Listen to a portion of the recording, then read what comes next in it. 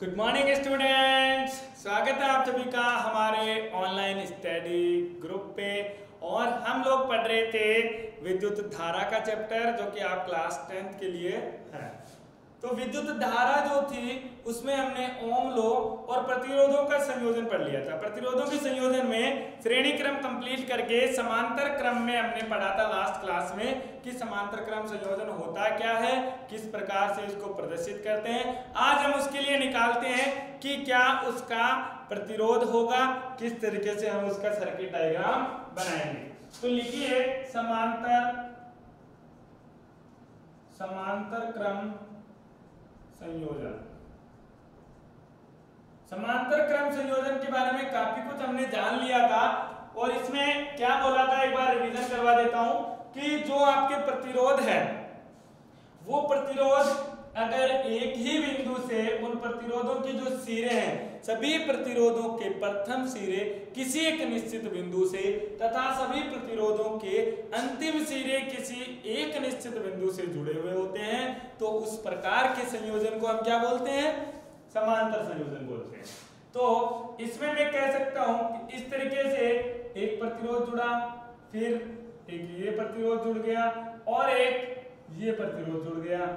ये कैसा संयोजन हो जाएगा, समांतर क्रम संयोजन हो जाएगा, जिसमें R1, R2, R3 है।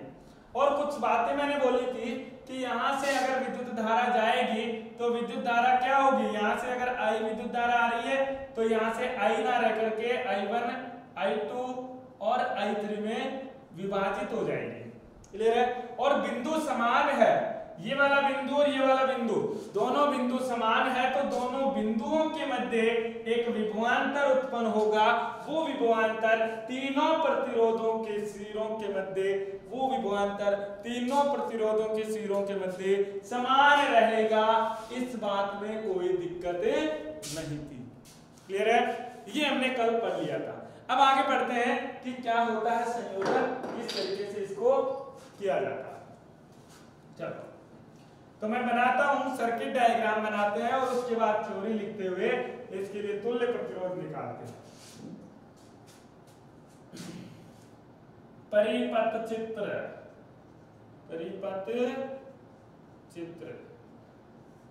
चलो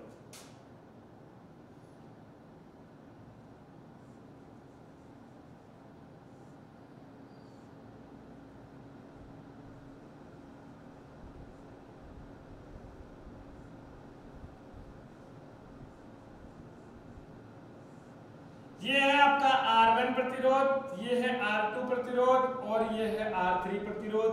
तीनों प्रतिरोध किसमें जुड़े हुए हैं, समांतर क्रम में जुड़े हुए हैं। अगर आप एक विद्युत धारा लगाते हो, बैटरी लगाते हो, तो ये हो जाएगी प्लस माइनस बैटरी और ये हो जाएगा की कुंजी, जिसको आप बोलते हो कुंजी, और ये कुंजी जुड़ जाएगी आगे जाकर के इससे। क्लियर है।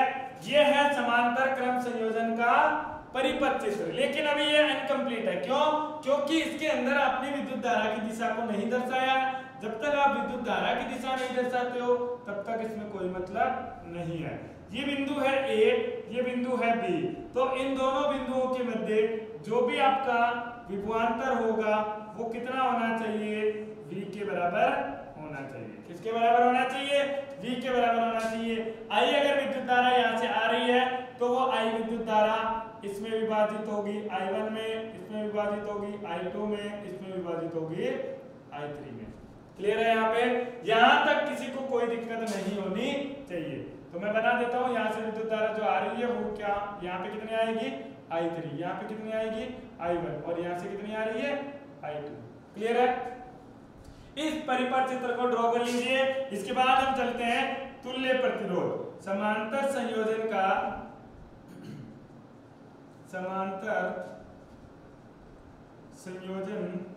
का तुल्य प्रतिरोध। तो समांतर संयोजन में क्या हो रहा है, माना तीन प्रतिरोध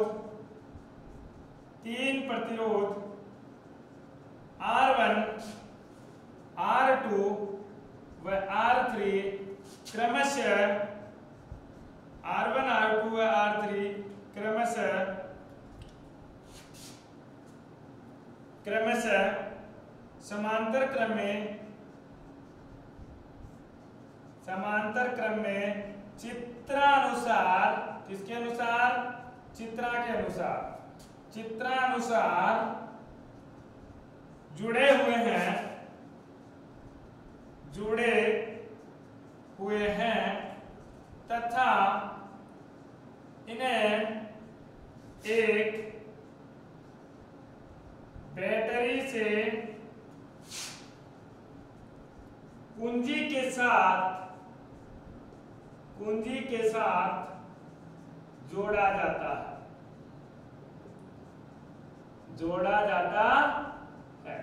अगर ये हो चुका है तो हमें क्या निकालना है? हमें निकालना है कि ये जो विद्युत धारा है ये इसमें अलग अलग हो रही है और तुल्य प्रतिरोध क्या होगा।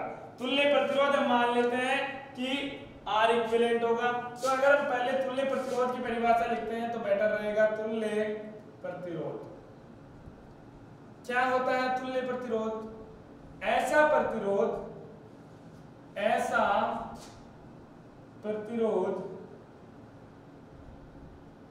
जिसे परिपथ में उपस्थित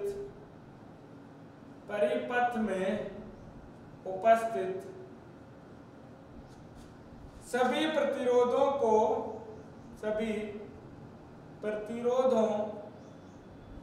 की जगह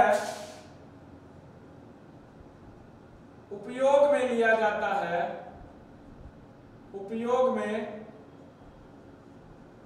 लिया जाता है तुल्य प्रतिरोध कहलाता है।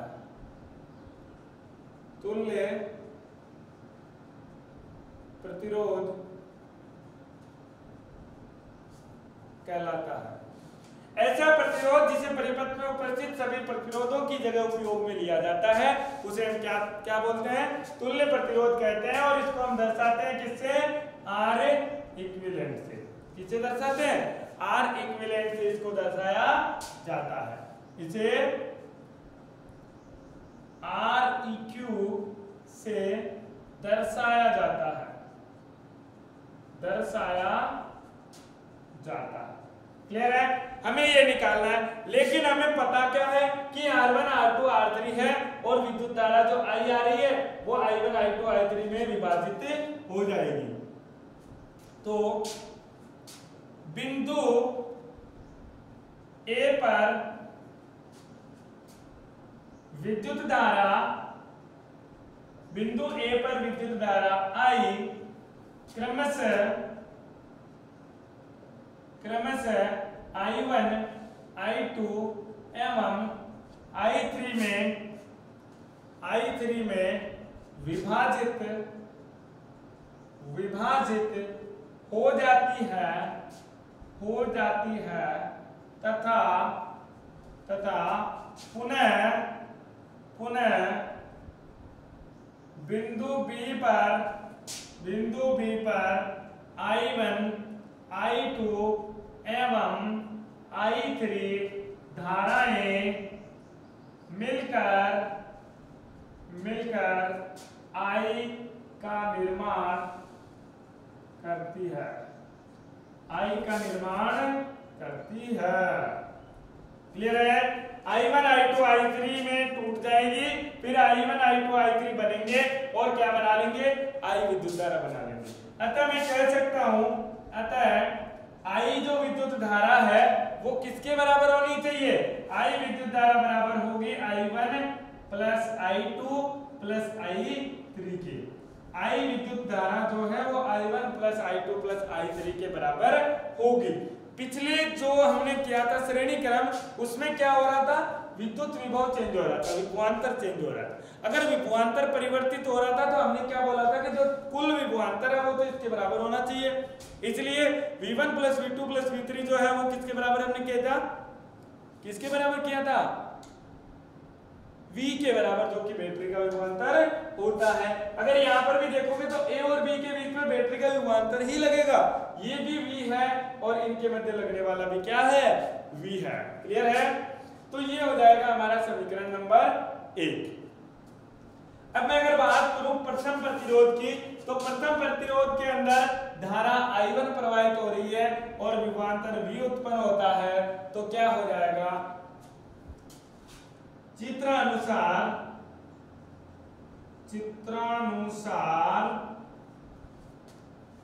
प्रथम प्रतिरोध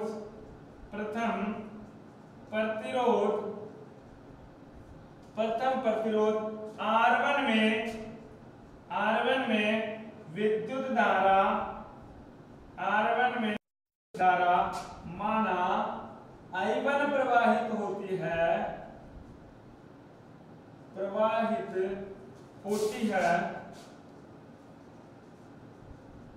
एवं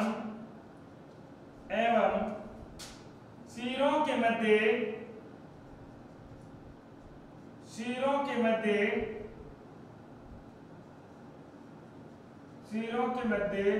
उत्पन्न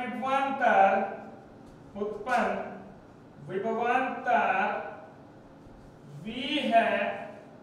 तो ओम के नियमानुसार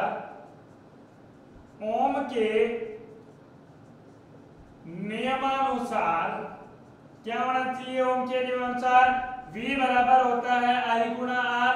V बराबर क्या होता है, I गुणा R। और हमारे पास में V का मान तो V दे रखा है, I का मान हमने कहा है कि I1 है और प्रतिरोध R का मान क्या है, R1 है। अतः V बराबर क्या हो जाएगा, I1 गुणा R1। अगर आप यहां से I1 का मान निकालते हो तो I1 का मान क्या आ जाएगा, V बटा R1। I1 का मान V बटा R1 आएगा, जो कि समीकरण नंबर 2 होगा। यहां तक किसी को कोई दिक्कत नहीं होनी चाहिए। इसको एक बार उतारिए और उसके बाद हम करते हैं आगे, क्योंकि इसको मिटाना पड़ेगा। जल्दी से छापो।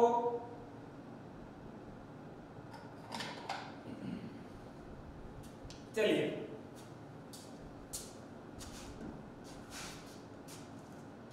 इसको मिटा दूं,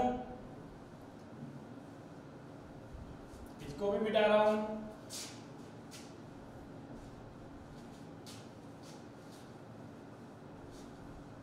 चलो फिलहाल के लिए इतना बहुत है, आगे का बाद में मिटा देंगे। I1 बराबर R1 हो गया। तो सिमिलरली मैं ये कह सकता हूं कि R1 R2 के सिरों पर प्रतिरोध R2 के सिरों पर उत्पन्न विभवांतर V2 है, V है, तथा प्रवाहित धारा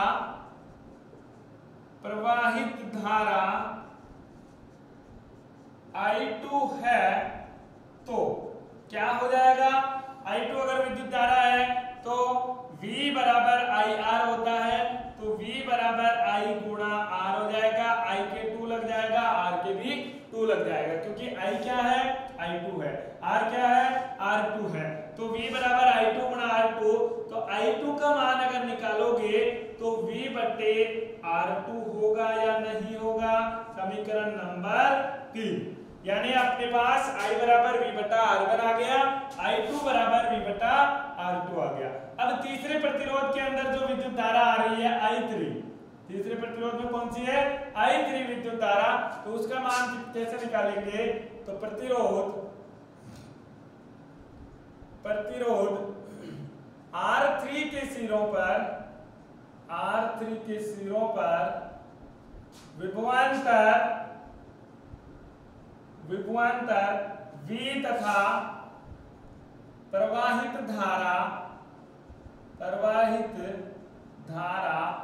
I3 है। तो क्या हो जाएगा, ओम के नियमानुसार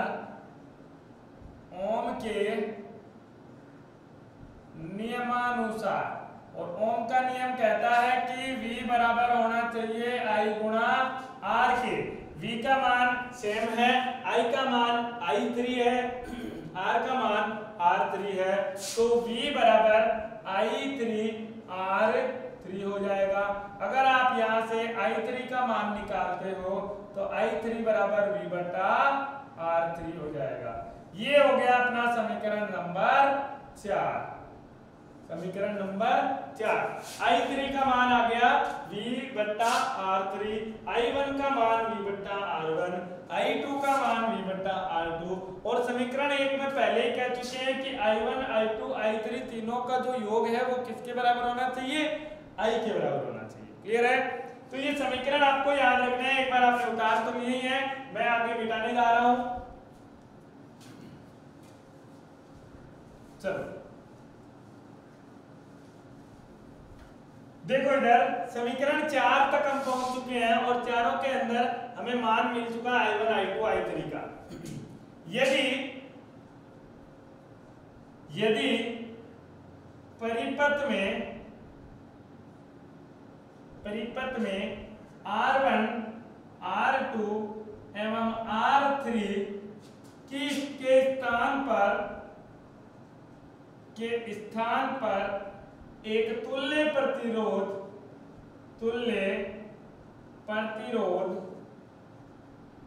R इक्विवेलेंट उपयोग में लिया जाए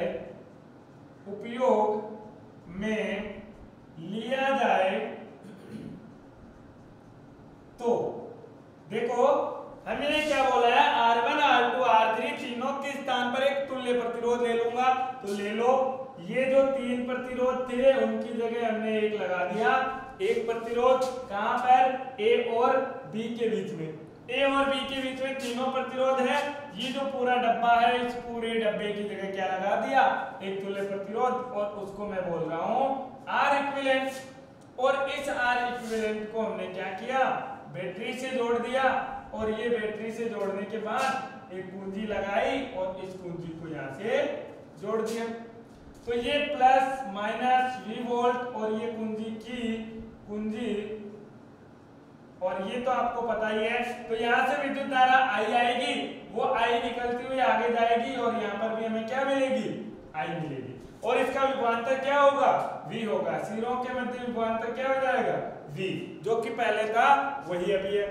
अब इस कंडीशन के अंदर अगर मैं ओम का नियम लगाता हूं तो पुनः ओम का नियम लगाने पर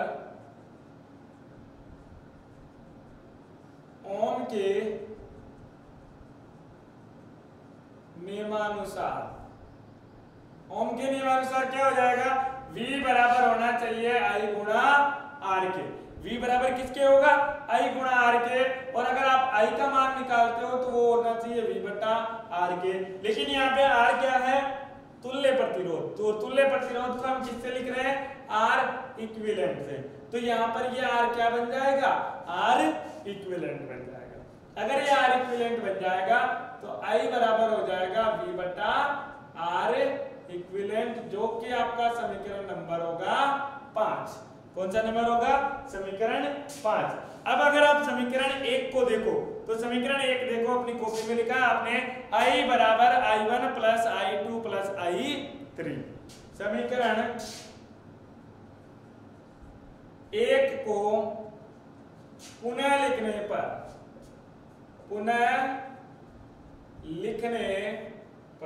समीकरण 1 था I बराबर I1 plus I2 plus I3। Clear है? समीकरण 1 था I1 plus I2 plus I3। अब देखो I का मान आपको समीकरण 5 दे रहा है। I1 का मान समीकरण 2 यहाँ लिखा हुआ था, वो दे रहा था I1 बराबर V बटा R1। I2 का मान समीकरण नंबर 3 दे रहा है, जो कि V बटा R2 है। I3 का मान समीकरण 4 से आपको मिल रहा है। तो मैं कह सकता हूं कि समीकरण 2, 3, 4 एवं 5 से मान रखने पर, अगर इसमें आप मान रखोगे तो कितना आ जाएगा? I का मान V बटा R इक्विवेलेंट बराबर I1 का मान यहाँ पे था, जो कि था V बटा R1 प्लस I2 का मान, I2 की बात करते हो तो I2 देखो यहाँ पे है कितना है V बट्टा R2, I2 का मान है V बट्टा R2, क्लियर है। I3 का मान, और I3 का मान दे रखा है आपका V बट्टा R3, तो V बट्टा R3, और अगर और ज्यादा होंगे तो वो भी इस तरीके से चलते जाएंगे। अब अगर मैं बात करूं यहाँ पे V बट्टा R इक्विवेलेंट था बराबर, इन तीनों के अंदर V कॉमन आ रहा है, सबके ऊपर क्या आ रहा है V V V V है, तो सबके गुणा में V है, V को बाहर खींच के ले आओ, तो यहाँ से बाहर खींच के V को लाए 1 बट्टा R1 प्लस 1 बट्टा R2 प्लस 1 बट्टा R3 बन जाएगा। V बाहर आ गया, 1 बट्टा R1 प्लस 1 बट्टा R2 प्लस 1 बट्टा R3 हो जाएगा। V को V से काटोगे क्या बनेगा, 1 बट्टा R इक्विवेलेंट बराबर 1 बट्टा R1 प्लस 1 बट्टा R2 प्लस 1 बट्टा R3 होता है। क्लियर है। अगर आपको R इक्विवेलेंट निकालना है तो क्या करेंगे, 1 बट्टा R1 प्लस 1 बट्टा R2 प्लस 1 बट्टा R3 निकाला और फिर उसको उल्टा कर दिया तो हमें क्या मिल जाएगा, R इक्विवेलेंट का मान मिल जाएगा। इसलिए 1 बट्टा R इक्विवेलेंट बराबर 1 बट्टा R1 प्लस 1 बट्टा R2 प्लस 1 बट्टा R3 होता है। इसको जल्दी से लिखिए स्क्रीनशॉट लेके, फिर हम करते हैं कुछ आगे की बातें। चलो हो गया।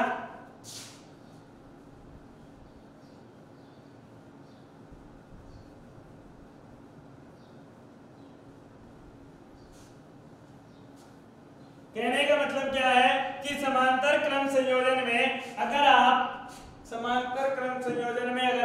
तीनों प्रतिरोधों की जगह एक प्रतिरोध लगाना चाहोगे तो उसका तुल्य प्रतिरोध क्या हो जाएगा, समांतर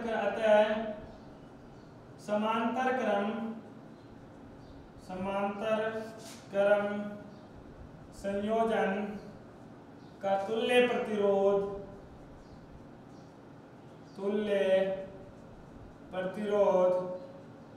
कितना होना चाहिए, 1 बट्टा R इक्विवेलेंट बराबर 1 बट्टा R1 प्लस 1 बट्टा R2 प्लस 1 बट्टा R3 होगा।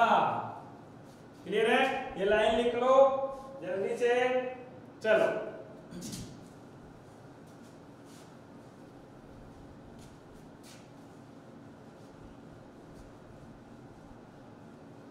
तो हमने श्रेणी क्रम निकाल लिया, समांतर क्रम निकाल लिया। इसके बाद अपना आएगा दोनों का एक कॉम्बिनेशन जिसमें समांतर भी हो और श्रेणी भी हो, उसमें क्या करेंगे तो वो हम बाद में पढ़ेंगे। उससे पहले अभी समांतर क्रम के बारे में बातें करते हैं कुछ और। एक क्वेश्चन कीजिए, छोटा सा एक क्वेश्चन कीजिए जो कि क्वेश्चन ना होकर के समांतर क्रम संयोजन ही है। क्लियर है। चलो क्वेश्चन ये है, दो प्रतिरोध R1 एवं R2 समांतर क्रम में जुड़े हुए हैं तो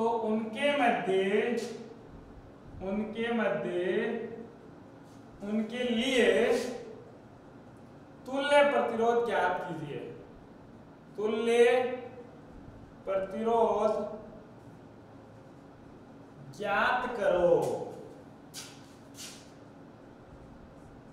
क्लियर है। करने की कोशिश करें। एक बार आपको कंसेप्ट बता रखा है किस तरीके से होता है, तो एक बार अपना ध्यान केंद्रित करें और क्वेश्चन को करने की ट्राई करें। चलो करें, चलिए करते हैं। देखो इधर अगर मैं बात करूं दो प्रतिरोधों की जो कि है R1 R2 को हमने जोड़ा है श्रेणी क्रम में जोड़ा है, तो मैं कह सकता हूं कि श्रेणी क्रम के अंदर जो प्रतिरोध जुड़े हैं वो ये वाले होंगे। R1 जुड़ा और फिर यहाँ पे क्या जुड़ गया, R2 जुड़ गया।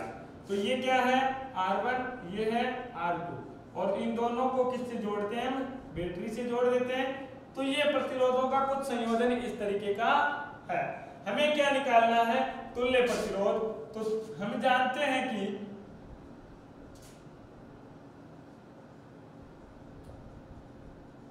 समांतर क्रम का तुल्य प्रतिरोध, समांतर क्रम का तुल्य प्रतिरोध। आपको पूरा डेरिवेशन नहीं करना है जो अभी पहले किया था, करना चाहो तो कर सकते हो। I1 निकालो, I2 निकालो, I1 प्लस I2 किसके बराबर होगा? I के बराबर होगा। फिर I1 I2 का मान उसके अंदर रखोगे, I बराबर I1 प्लस I2 में, तो आपको क्या मिलेगा? 1 बटा R इक्विवेलेंट बराबर क्या होता है?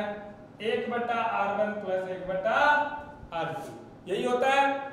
अब मैंने इसको इसलिए करवाया है कि इसको आप एक दूसरी तरीके से लिख सकते हो। किस तरीके से लिख सकते हो? और जब भी आपको 2 का क्वेश्चन मिले आप डायरेक्टली वो फॉर्मूला यूज करके भी आंसर निकाल सकते हो। देखो इधर 1 बटा आर इक्विवेलेंट है, तो 1 बटा आर इक्विवेलेंट बराबर, इन दोनों को जोड़ना है। अगर फ्रैक्शन में जोड़ करते हैं तो हम क्या करते हैं? लघुत्तम समापवर्तक लेते हैं। तो कितना आ जाएगा? R1 गुणा R2 हो जाएगा। R1 R2 में भाग दो, R1 का कितना बचेगा? R2, तो यहाँ पे क्या आ जाएगा? R2 प्लस R1 R2 में भाग दो किसका? R2 का, क्या बचेगा? R1। यानी इनकी जोड़ करोगे जो कि आप करते हो कि 1/3 प्लस 1/7 जोड़ना है। क्या करोगे? 7 3 21, 21 में 3 का भाग दोगे तो कितना आएगा? 7, 7 का 21 में भाग दोगे कितना आएगा? 3। वही यहाँ पे कर रहा हूँ, R1 R2 और इसमें R1 का भाग दिया तो R2 बच गया, इसमें R2 का भाग दिया तो R1 बच गया। क्लियर है? तो इस तरीके से इसको सॉल्व करेंगे तो क्या मिल जाएगा हमें? R इक्विवेलेंट मिलेगा। और R इक्विवेलेंट का मान कितना होता है? R2। अगर इसको उल्टा कर रहा हूँ, R इक्विवेलेंट का मतलब क्या है? इसको उल्टा कर रहा हूँ, 1 बटा R था और 1 बटा R को मैंने बना दिया R इक्विवेलेंट। तो R इक्विवेलेंट बराबर होता है R1 गुणा R2 बटा R1 plus R2, R1 plus R2। ये जो समीकरण है, ये जो फॉर्मूला है, सूत्र है, वो किसके लिए है? जब 2 प्रतिरोध आपको किसमें दिए हुए हो? समांतर क्रम के अंदर दिए हुए हो और दोनों के लिए तुल्य प्रतिरोध निकालना है, तो आप सीधा सीधा ये वाला भी यूज ही कर सकते हो। क्लियर है? अरे बोलो हाँ हाँ। चलिए छापिए, इसको लिख लीजिए जल्दी से, जल्दी कीजिए, बिल्कुल देरी नहीं होनी चाहिए। चलो, तो ये था अपना समांतर क्रम संयोजन, और इस समांतर क्रम संयोजन में 2 पिक कर लिया है। अब आगे भी इसकी बातें होती रहेगी, जो इंपॉर्टेंट पॉइंट है वो भी हम लिख लेंगे, वो हम पढ़ेंगे नेक्स्ट क्लास में। तब तक के लिए थैंक यू। वीडियो को ज्यादा से ज्यादा शेयर कीजिए ताकि हर एक बच्चा इस वीडियो का लाभ उठा सके। कोरोना वायरस से डरना नहीं है। कोरोना वायरस जो है वो आप सुविधा रखोगे, आप सावधानी रखोगे तो आपके आसपास भी नहीं भटकेगा।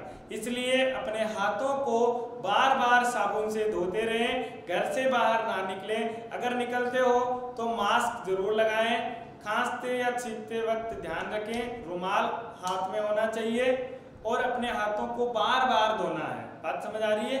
हाथों को बार बार धोते रहो साबुन से। चलिए।